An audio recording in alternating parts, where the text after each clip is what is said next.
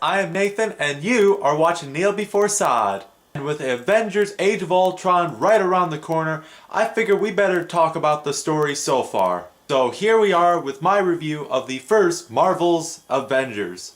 And like it says in the title below, I'm gonna spoil the hell out of this movie, so if you haven't seen it, don't watch this video. If you have or you don't care, hey, stick around, cause we're all friends. We're all connected. But before I begin, I want to give a shout out to the cast. I could not think of a better group of people to bring these superheroes to life. They do it in a phenomenal way, and I congratulate them for it. So, with that out of the way, let's begin.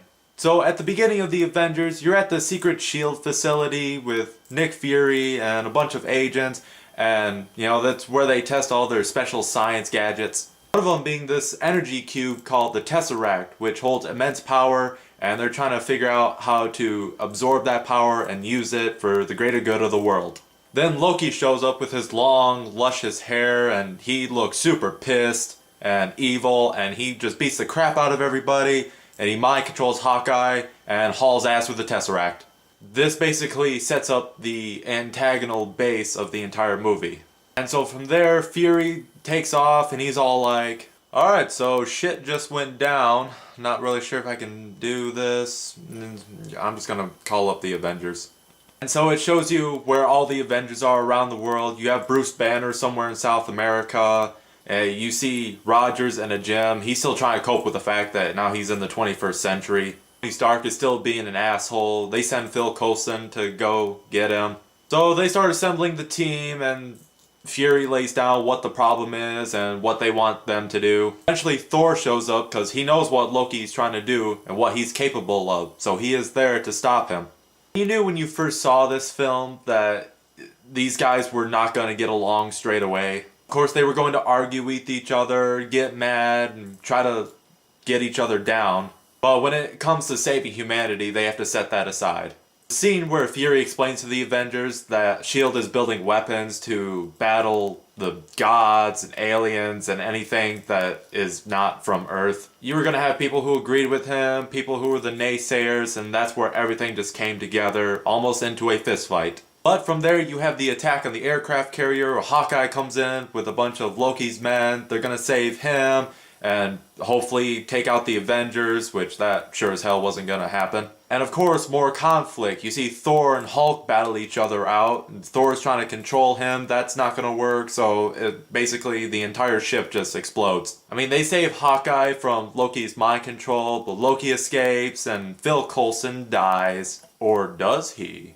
Spoilers! So because of Coulson's death, the group realizes that because something like this has happened, it's gonna continue to happen unless they work together and solve the problem. One of my favorite scenes is when Stark confronts Loki at his penthouse, and they're just kind of telling each other what's gonna happen. And Stark basically says, no matter what you do to the Earth, no matter how many people you try to kill, we are going to avenge it.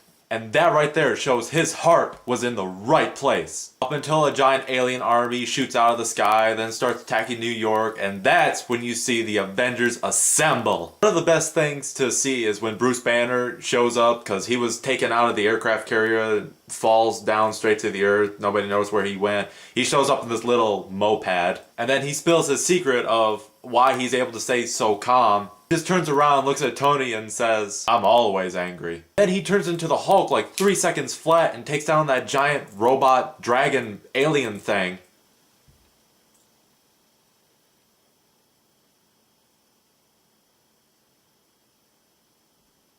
And that right there proves that Bruce Banner can control the Hulk, because most of the time he is trying to fight it off, which means there's less control and more time to morph. But if he just lets it happen, then good things will come. And so you have this badass battle where the Avengers are saving New York, and they're trying to close up this giant wormhole where the aliens are coming out of. And then after the battle, they save the world, save New York, they defeat Loki, and he goes back with Thor to Asgard to get punished for his crimes. And right after the battle, you see true character development. At the beginning of this film, you see that every Avenger, they only care about themselves. They knew if they were going to get put into a group, they would have to argue with each other. But at the end, they know what's at stake, and they realize what they should be doing together. because they know that this is just not going to be a one-time thing. The Avengers will be needed again. So in the end, Marvel's The Avengers was a great way to put the pieces together into the Marvel Cinematic Universe by putting all of these characters into one group. This film had comedy, action, emotional conflict, everything you want to see to come out of superheroes. So with that, I will say this movie is definitely worth checking out. And I really hope that in Age of Ultron they step up the level of action and awesomeness. Alright guys, that's it for this video, so subscribe to the channel, leave a comment, like the video. I'm not sure when I'm going to do my Age of Ultron review. I mean, once the film comes out, I don't know if that'll be this weekend, or Monday, or it's not going to be later than that, I promise you. But I will get it out to you as soon as possible. And I will see you guys on the next video.